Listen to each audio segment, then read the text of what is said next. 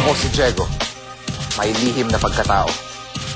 Siya, si Cody. Chismoso! Ang lalaki mahilig sa chismis. At ito, Spargo! Braga! Lower! Lower! Lower pa! Wait a minute! Hindi lang bida, kundi bike instructor pa sa kanyang pinakabagong series! Codename Matera! Hoy! Akin yun na!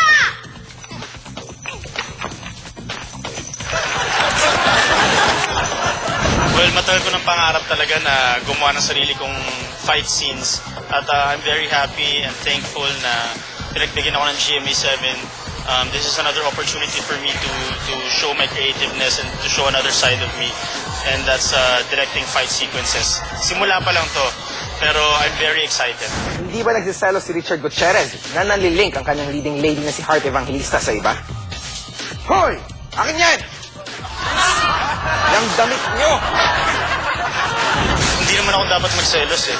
Actually, happy ako kay Heart na may freedom siya ngayon at single siya ngayon and she's able to meet other people. I mean, that's what she needs to move on. So, I'm very happy that she was able to do that. Pon, Sheena Hortaleza enjoy nga bang taray-tarayan si Heart Evangelista sa Codename Acero at Sherry at Gian Magdangal ready ng pakasal. Yan ang chika namin sa aming Star Talks. Rakatak, panoorin nyo.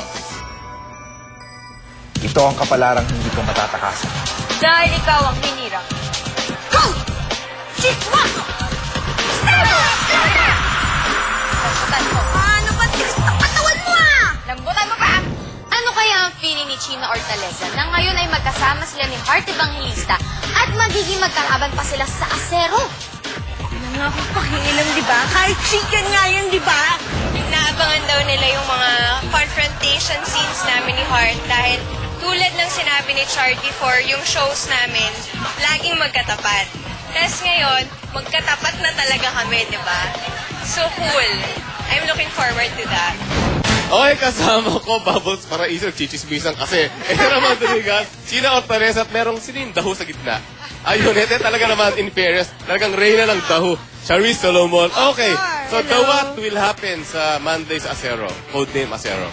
So, sa Monday yung start na ng Codename Acero sa GMA Telebabad. Pero bukas, i-invade muna namin ng GMA, syempre.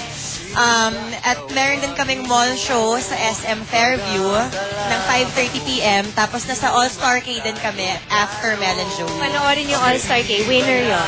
Winner? Sino winner? Sino winner? Secret!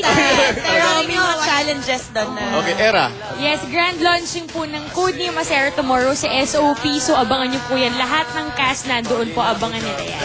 So, Charisse, sino mas maganda sa inyo ni Payatola? Medyo lamang lang siya konti sa appeal. Sa appeal. Pero mas maganda talaga ako. Talaga, yun ang tunay. Sige. Ano pa? Bukas po, nasa Showbiz Central din po kami. So, you better watching out for us, okay? Watching You better be watching. Alam mo, si Alisa talaga parang may epidemya ang kinalat ngayong hapon, no? Maraming salamat, Codename Acero.